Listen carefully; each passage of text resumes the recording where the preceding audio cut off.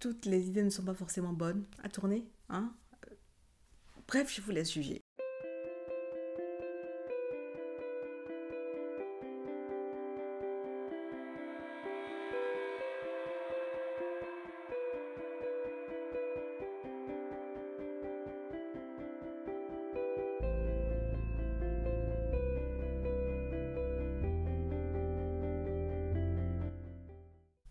Hello, moi c'est Diane et bienvenue sur cette chaîne où j'aime parler de dramas asiatiques, de livres et de trucs que je trouve fun.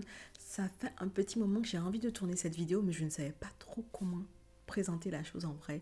Je ne savais pas comment tourner les choses, je ne savais pas comment agencer les idées que j'avais, vous savez, dans ma tête, parce que j'avais plein d'idées à droite et à gauche sur cette vidéo, mais je ne savais pas comment agencer toutes les idées, comment créer le fil conducteur pour aller au bout de cette vidéo. Donc, tenez bon, on va y arriver à un moment donné, à la fin de cette vidéo. Logiquement, ça va bien se passer. Il y a 3 ou 4 mois, je suivais 2 BL thaïlandais qui me faisaient marrer parce que les deux au même moment, en fait, m'envoyaient 2 vibes totalement opposées.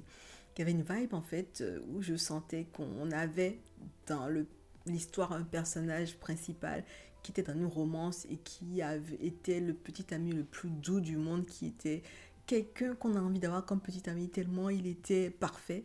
Et de l'autre côté, dans l'autre drame, on avait un petit ami qui était vraiment une atrocité et qu'on avait du mal à supporter. Mais bon, ils vont le réhabiliter plus tard dans le drama, bien entendu, parce que voilà, on va pas supporter un mec comme ça jusqu'à la fin d'un drama. Mais voilà, c'était deux personnalités qui étaient vraiment à l'opposé l'une de l'autre en termes de petits copains. J'étais aussi tombée sur le thème Red Flag Boyfriend, Green Flag Boyfriend.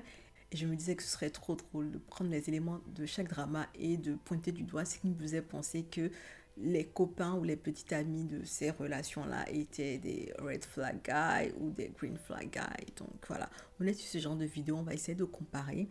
Les 2 dramas dont je vais parler dans cette vidéo sont Wandy Goodday et My Standing. Ce sont des billets thaïlandais dont j'ai déjà parlé, je crois, dans les Chicha dramas, vous parlant du fait que je les ai beaucoup appréciés.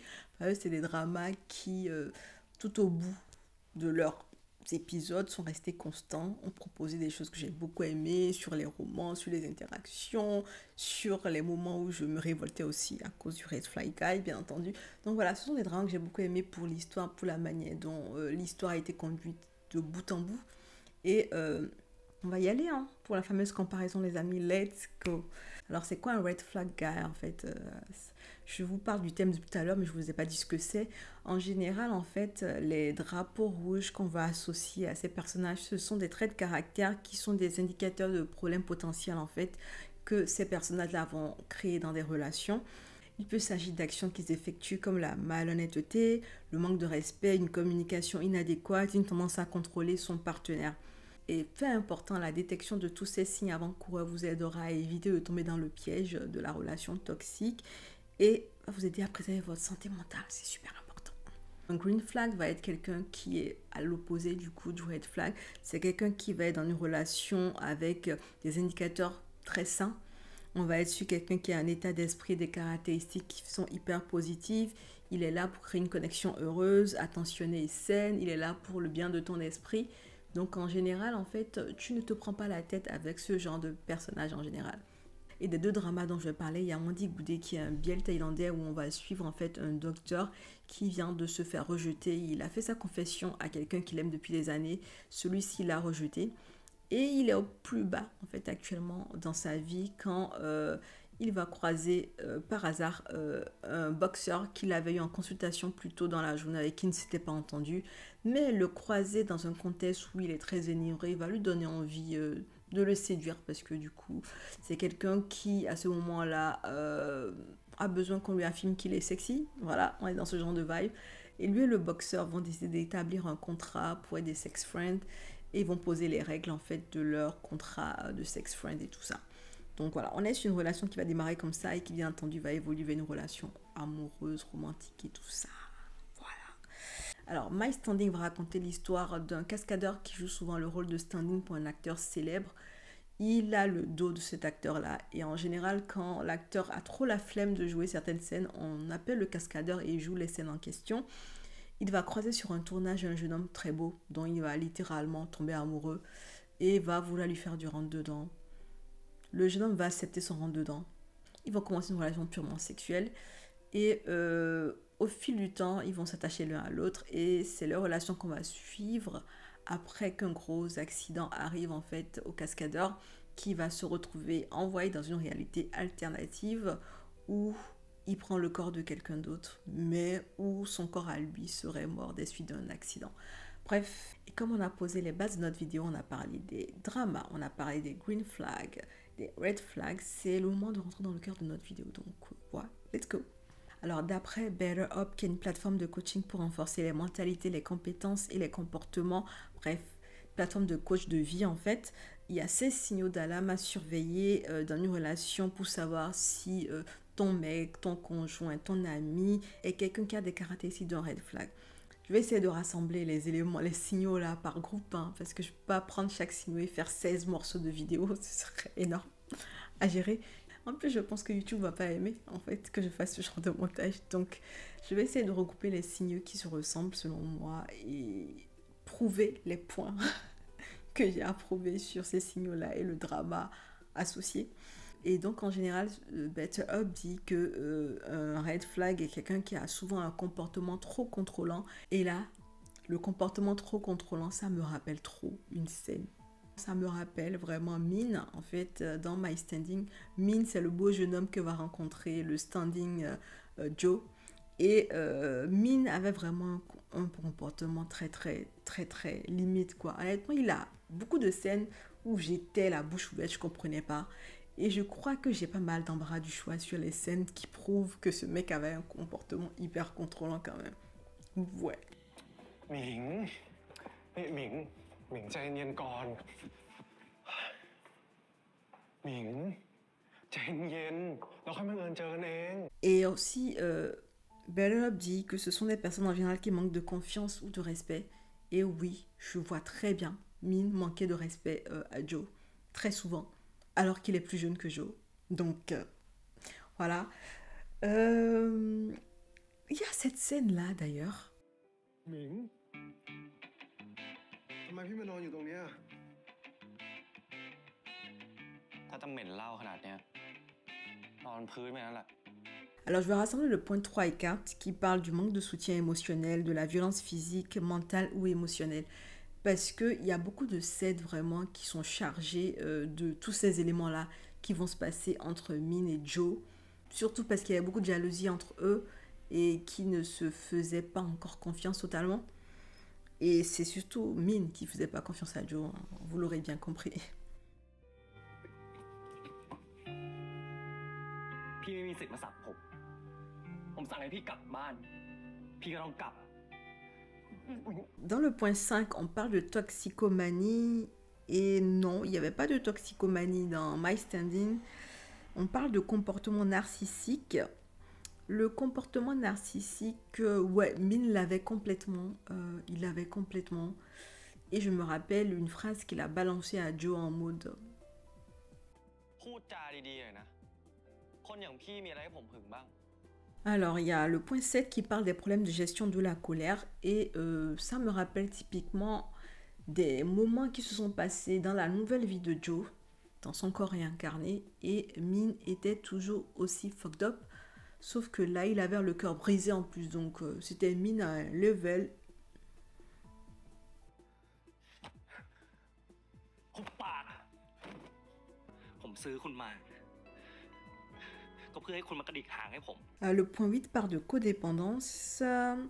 Et même s'ils ont eu un peu ça, c'était pas vraiment un point qui était flagrant dans My Standing. Donc, voilà. Le point 9 parle de l'évitement des conflits chez la personne qui a un red flag. Non, Min, il était à fond dans le conflit, hein. Il y allait même, hein. Il n'évitait pas le conflit. Le point 11 parle de gaslighting.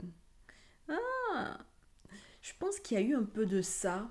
J'ai du mal à visualiser là une scène où il a fait du gaslighting, mais ça ne me choquerait pas. Je pense que je peux trouver une scène, hein, qui correspond à ça, mais de mémoire là, j'en trouve pas. Ouais, j'en trouve pas, je crois. Ouais, il n'était pas aussi fucked up pour faire ça, mais il était très fucked up quand même. Et le point 12 parle du manque d'intelligence émotionnelle. Le point 13 parle de l'isolement social et j'ai envie de rajouter ces deux points-là ensemble pour prouver un point parce que Min n'avait pas beaucoup d'amis, il n'en avait quasiment pas, il n'avait que son frère à qui il manquait cruellement de respect en plus. Bref, donc ces deux points peuvent se rassembler pour prouver un point dans une séquence qui me vient là en tête. พี่มาทำอะไรที่นี่ พี่นายให้เขาเข้ามาเหรอ ขอโทษครับคุณหมิง พี่เป็นคนให้เลขาจิมนัดเขามาเอง ใครใช้พี่มายุ่งเรื่องผมอะ Le point 14 aborde l'incapacité à communiquer ouvertement et je vois très bien.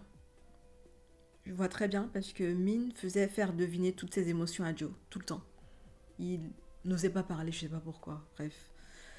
ถ้าจะเอาใจพี่ขนาดเนี้ยทำไมไม่เอาแก้วคู่ของเรามาใช้ด้วยเลยอะแต่พี่ลืมไปอะระดับนายอะคงไม่ใช่ของที่เคยแตะแล้วหรอกเนาะ Et le point 15 va parler de manque de liens sociaux ou d'amis.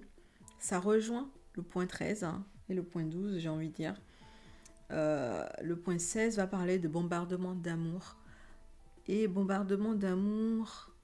Ouais, il y a ces moments-là, vous savez, où il lui tendait la perche.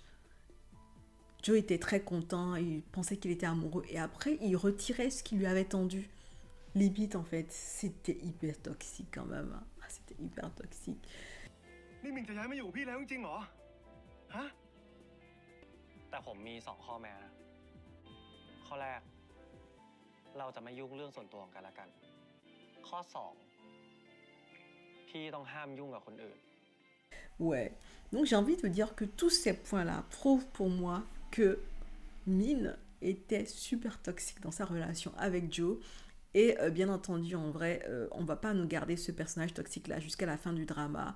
À un moment donné, on va le réhabiliter, on va lui coller des traumas, il aura un arc de rédemption, où il va devenir une meilleure personne, et il va lentement mais sûrement aller vers le côté un peu plus green de la relation entre deux personnes. Donc voilà, j'ai prouvé mon point avant qu'il ne bascule en green. Alors, pour le point sur les green flags, je vais me baser sur un article selon Rocket Health. Il propose 10 principaux points à surveiller chez des personnes pour retrouver la mention green flag.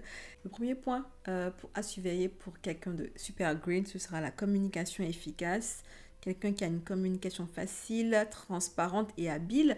Et honnêtement, les deux personnages principaux de Wendy Goudet, Yoyak, le boxeur, et puis Wendy, le docteur, honnêtement, ils avaient une communication limpide. Au début, ils ne s'appréciaient pas vraiment, mais dès qu'ils ont commencé leur bail de sex friend et qu'ils ont établi des contrats, c'est des personnes qui communiquaient tout le temps. Il n'y avait pas de malentendu qui s'installait entre eux parce qu'ils communiquaient, ils mettaient tout sur table et voilà, ils discutaient de tout ce qui devait aller dans leur relation, ce qu'ils ressentaient. Voilà, c'est des gens qui mettaient carte sur table tout le temps et c'était beau avoir tous ces moments de discussion qu'ils avaient quand même parce qu'on sentait qu'ils avaient à cœur de rendre l'autre le plus à l'aise possible dans ce qu'ils sont en train de construire comme relation.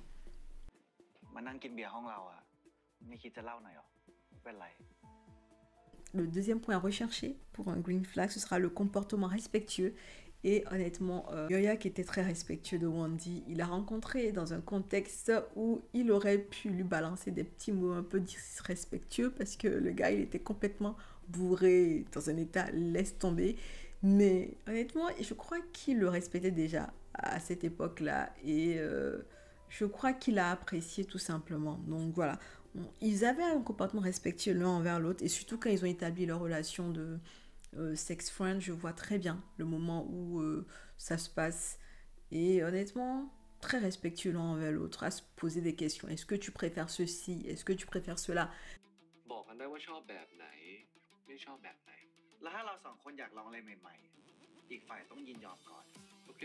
Le troisième point recherché, c'est la disponibilité émotionnelle. Et alors, en termes de disponibilité émotionnelle, je ne suis pas sûre que Yoyak ou Wendy, ils n'étaient pas forcément très disponibles émotionnellement. Quand on commence l'histoire, bien entendu, ils étaient tous les deux fracassés et chacun essayait, voilà, de se faire plaisir en attendant de régler sans souci. Et la disponibilité émotionnelle va arriver plus tard. vers les derniers épisodes, limite, j'ai envie de dire, hein, et je vois très bien une scène. หรอปลอบใจเราเหรอหรือว่าเป็นรางวัลปลอบใจ Le quatrième point à rechercher, ce sera la cohérence et la fiabilité chez la personne. Et cohérence et fiabilité, Ah, fiabilité, je vois, il y a un point que je vois dans le drama où Yoryak est censé assister à un dîner, un gala, parce qu'il y a une danse pour démarrer le gala en question et Wendy va l'attendre et je crois bien que le côté fiable va venir là. Pas que là d'ailleurs, hein, Yoryak était quelqu'un d'assez fiable à dire vrai dans sa relation avec Wendy, donc ouais. อยู่เป็นเพื่อนก่อนได้นะ พี่ต้องไปงานเต้นรำกับพี่หมอไม่ใช่เหรอ ก็ใช่อะ Alors, le cinquième point recherché pour un green flag, guys, c'est la nature solidaire. Le côté solidaire, on va le retrouver chez Wendy, qui est un médecin spécialisé des os. Et il est souvent suivi des chirurgies d'enfants aussi. Donc, on le voit souvent côtoyer beaucoup de jeunes patients malades. Et honnêtement, le côté solidaire, il va mettre en place des initiatives pour rendre ces enfants-là heureux en attendant qu'ils reçoivent leurs soins. Et voilà, le côté solidaire, Wendy, ouais.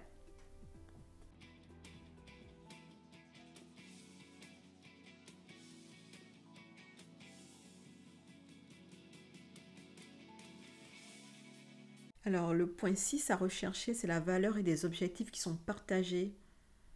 Donc, avoir un ensemble de croyances et d'objectifs communs.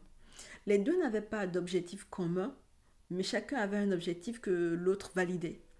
Yoryak voulait être champion du monde de boxe et puis Wendy voulait avoir une bourse pour aller étudier à l'étranger. Donc, chacun respectait en fait le rêve de l'autre et l'aidait même limite à aller vers son rêve. Donc, il y a plein de points qui prouvent ça hein, dans le drama. Il y en a plein. อาการเส้นเอ็นไหลอักเสบอะแต่เราไม่แน่ใจว่ามีอาการเอ็นฉีกเล็กๆน้อยๆร่วมด้วยไหมยังไงพรุ่งนี้ไปหาเราที่โรงพยาบาลนะ Alors, le point 7 à rechercher, c'est la résolution saine des conflits. Et il va y avoir quelques conflits entre eux, bien entendu, parce que quand une relation sous contrat évolue vers quelque chose où il n'y a que les émotions abruptes, les émotions nues qui parlent, oui, il y aura quelques conflits et ils vont résoudre ça très bien et très facilement. Sincèrement, j'ai beaucoup aimé cette scène.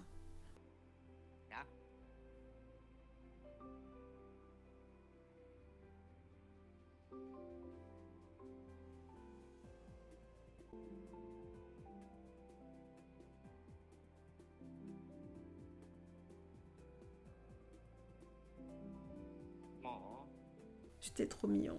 Le 8e point recherché pour une relation saine, c'est l'empathie et la compassion. Et clairement, il y a une scène qui va résumer ça. Quand Yoryak va trouver Wendy complètement éclatée et qui va aller à sa rescousse en griffe. Parce qu'il ne voudra pas le laisser tout seul là. Ouais, c'est une scène qui résume ça, hein, je trouve.